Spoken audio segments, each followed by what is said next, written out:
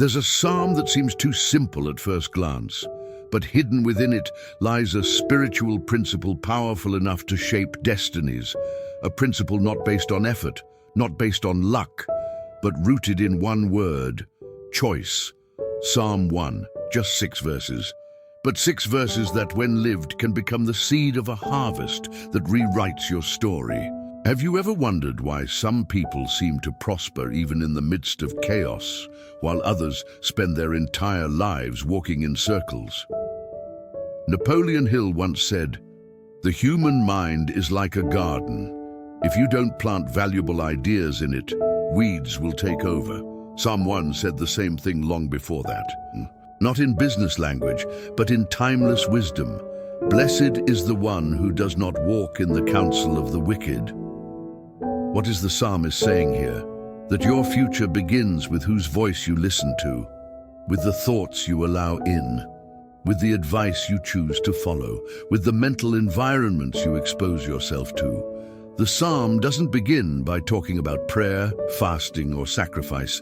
It begins by addressing one thing: your daily decisions about influence. And this is the secret. Every visible harvest begins with an invisible decision. The psalmist knew it. So did Napoleon Hill. When Hill talked about mastermind, he was describing the exact same truth with different words.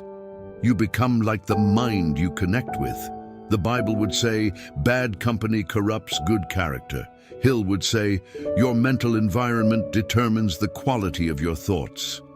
The Holy Spirit had already said it long before. Don't sit in the seat of mockers. But what is that seat today? It's your feed, your timeline, the circle of people who normalize complaining. It's the voices saying, you can't.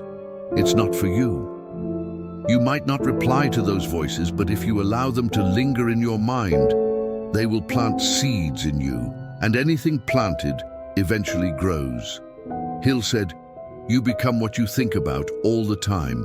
Psalm 1 responds, but whose delight is in the law of the Lord, and who meditates on it day and night. To meditate, to visualize, to recall, to repeat, to reinforce.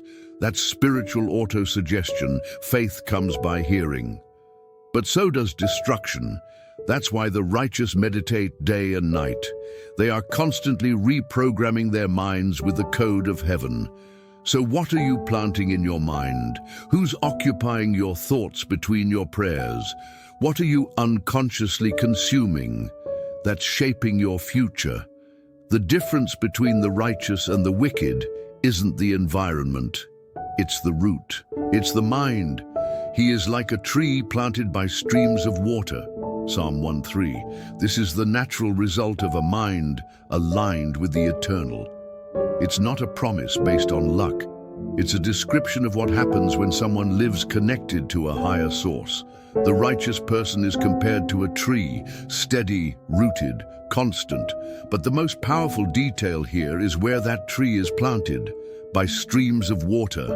In other words, sources that never run dry. What are those sources according to Napoleon Hill? They're elevated ideas, creative thoughts, positive affirmations, truths that come from above.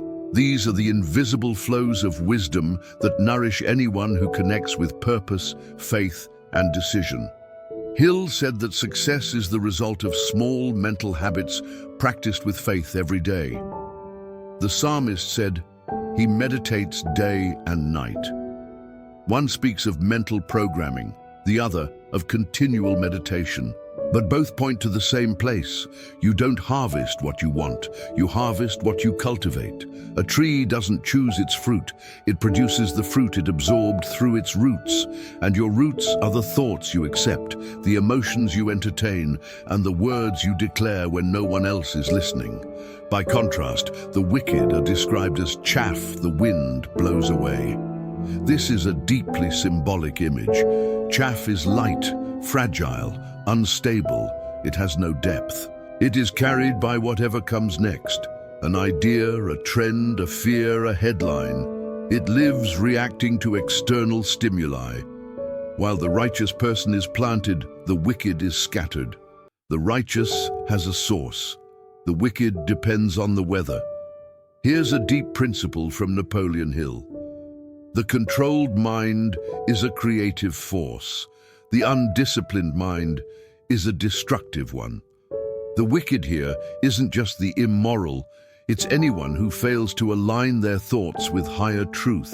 It's the mentally vulnerable, the spiritually disconnected. It's the person who jumps from one motivational video to another, but never plants anything that lasts. The righteous, on the other hand, lives from the root. He doesn't depend on the rain. He's near the stream. He isn't shaken by seasons. He trusts in divine timing. That's why the psalmist says he yields his fruit in season. Hill would call this persistence sustained by faith builds an invisible harvest that eventually becomes inevitable. The Bible had already said it long before, in due season. And look at how that verse ends. Whatever he does prospers. This is the final key of the cycle. He meditates, he aligns, he plants, he perseveres, and then he prospers. The wicked waits for the result before believing. The righteous believes first, declares early, acts even when he sees nothing. Hill would call this applied faith.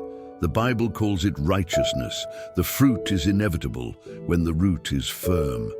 Prosperity starts in the invisible. Napoleon Hill once wrote, "The human mind, when saturated with a clear idea, charged with emotion, and sustained by faith, becomes a magnetic force that draws in what it desires." Psalm 1, centuries earlier, translated this truth into a simple image. A tree planted by streams of water. It doesn't chase fruit. It doesn't force the harvest. It simply remains in the right place, nourished by the right source and aligned with the right timing. Hill would call this persistence with a definite purpose. The Bible calls it the life of the righteous. Both are saying the same thing. The secret isn't invisible effort, it's in invisible alignment. While the wicked are constantly trying to make things happen, the righteous are planted. While the wicked chase the wind, the righteous trust the flow. Because they understand, those who are aligned with heaven are never dependent on chance. And that's the secret most people miss. Prosperity is a cycle. And every cycle begins with a spiritual code. That code is your internal vibration, your emotional root, your silent beliefs, your constant meditation, your spiritual identity. The psalmist isn't writing religious poetry. He's revealing the operating system of reality. What you plant in the mind, water with emotion, and sustain by faith will eventually become fruit. Hill reinforces this when he speaks of applied faith, a kind of faith that thinks, feels, acts, and speaks as if the result already exists. And that's exactly what Psalm 1 describes. Whatever he does, prospers. That's not a motivational quote. It's a spiritual law in motion. It's the outcome of the right mental alignment, sustained over time under heaven's covering. But why do so many people fail to prosper, even when they believe they're righteous? Because they know the psalm, but don't live the process. Because they declare the promise and while feeding doubt, because they want the fruit, but neglect the root. And Hill warned us, you can fool people, but you will never fool your subconscious mind. You can say you trust, but if inside you are desperate, murmuring, comparing, doubting, your root is poisoned. The tree of the righteous prospers because it has depth, and depth isn't visible, but it becomes undeniable over time. Maybe you don't see the fruit yet. Maybe you're questioning the soil, the season, the sky. But Psalm 1 wants you to hear this. If you are planted in the right place, with the right mindset, the harvest is inevitable. Not because you earned it, but because you aligned. And Hill ends this very principle with a simple, powerful sentence. Whatever the mind can conceive and believe, it can achieve. But only when the root refuses to quit before the fruit appears. What you plant in secret will be revealed in season. Psalm 1 ends with a silent but brutal warning. The wicked will not stand in the judgment, nor sinners in the assembly of the righteous. This isn't just about eternal judgment, it's about spiritual consequence. What you plant in the invisible grows, but what you never plant withers. And when the season comes, because it always comes, what you fed in silence becomes what the world will see. Napoleon Hill called this the law of mental cause and effect. He said, whatever the mind accepts as true begins to shape itself into reality. But this applies both to faith and to doubt, both to alignment and misalignment. The wicked in Psalm 1 isn't just the obviously immoral. It's the one who refuses to plant with intention, refuses to water with faith, refuses to stand with truth. He lives on instinct, on impulse. He's exposed to everything, guided by emotion. And when harvest time comes, he has no roots, no system, no results. The psalmist says, the Lord knows the way of the righteous. That doesn't mean God just observes. It means he recognizes the code, the pattern, the frequency, the intent. Hill said the subconscious mind records everything: intentions, emotions, fears, internal contradictions. It doesn't respond to what you wish. It responds to what you truly believe. Faith is not measured by how loudly you pray, but by how boldly you stand. The righteous don't need to prove anything. They don't shout louder to feel more spiritual. They simply live like someone who knows, someone who already is. And that's why, when the time comes, they're not surprised. They're already ready. But the wicked, he says he believes but lives like someone still begging. He declares the promises, but acts like the promise maker is a liar. He recites the psalm, but lives like the system doesn't work. So when the moment of truth comes, when the invisible becomes visible, he doesn't remain. Hill would call this vibrational misalignment. The Bible calls it judgment. But both are saying the same thing. You harvest what you cultivated in secret. The righteous meditated, chose wisely, avoided corrupted voices, found delight in truth, built roots, endured, trusted. And because of that, when the time arrived, they weren't scrambling.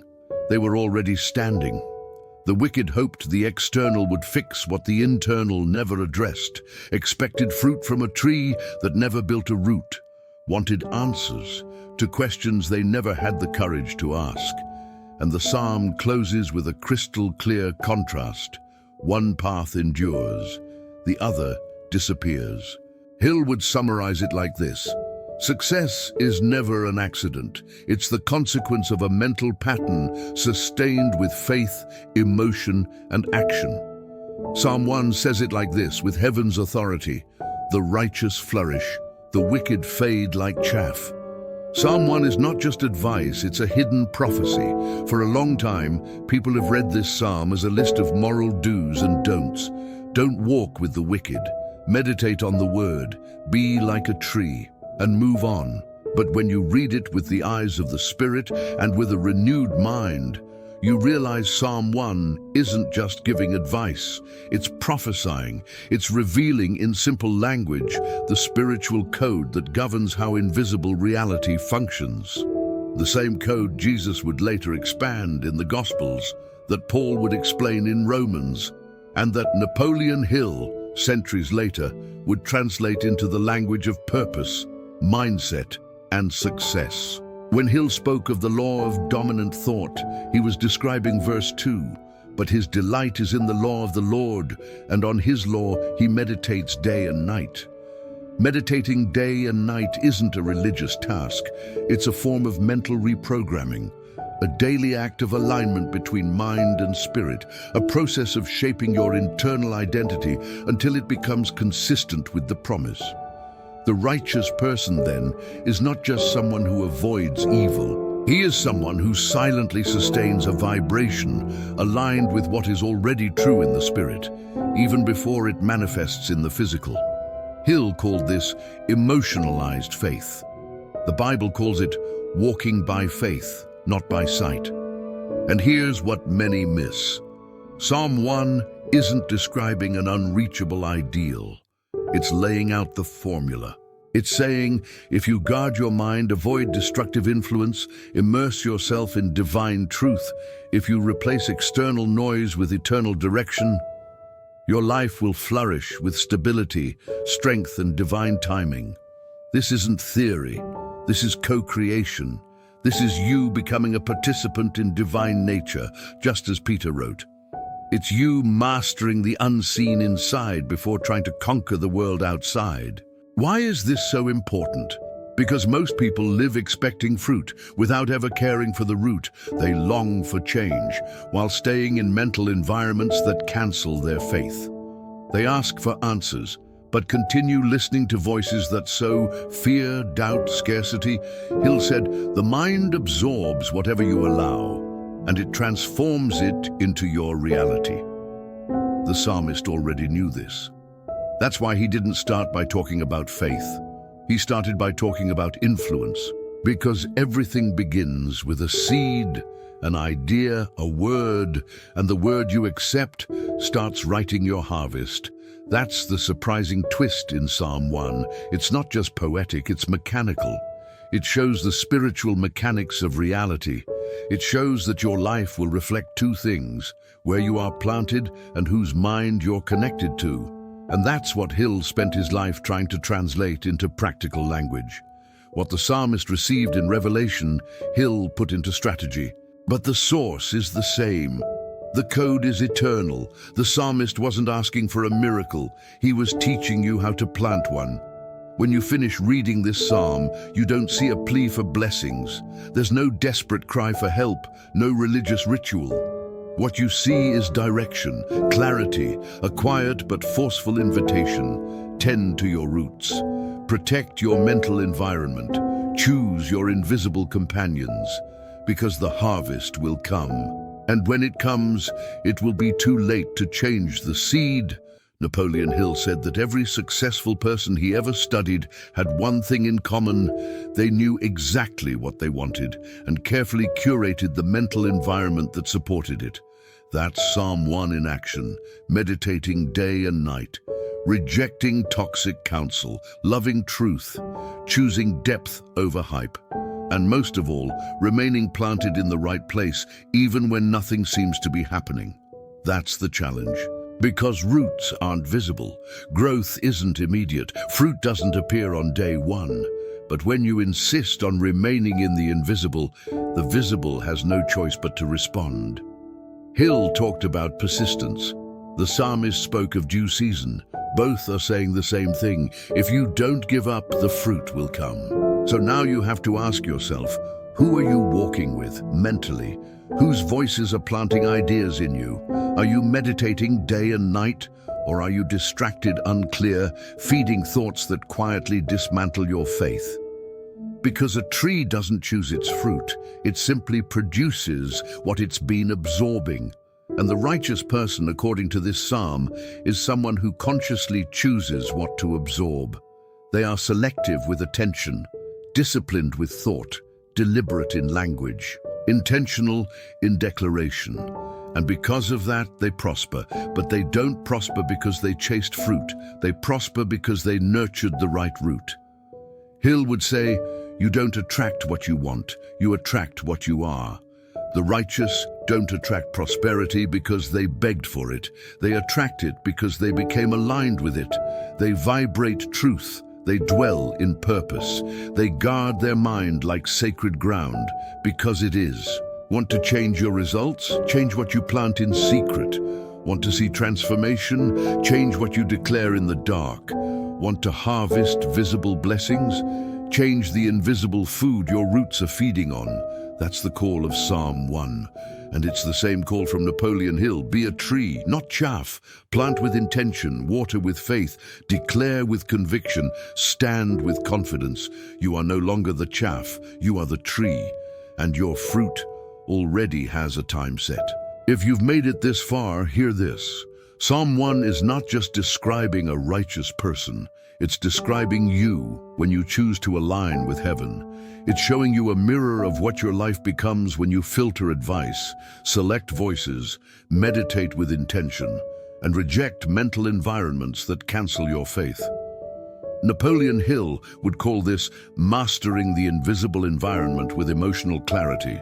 The Bible calls it wisdom, righteousness, endurance. Hill wrote, "A mind dominated by purpose does not surrender to external chaos." Psalm 1 says, "The righteous is like a tree planted by streams." See the connection? 2 languages, 1 code. Now, the decision is yours. Will you keep listening to people who never bore fruit? Will you let every opinion carry your future? Or starting today, will you plant yourself, root down, meditate, align, water with faith, wait with conviction, and prosper with peace? The timing of the fruit doesn't depend on the world's calendar. It depends on your consistency. Don't compare, don't rush, don't waver.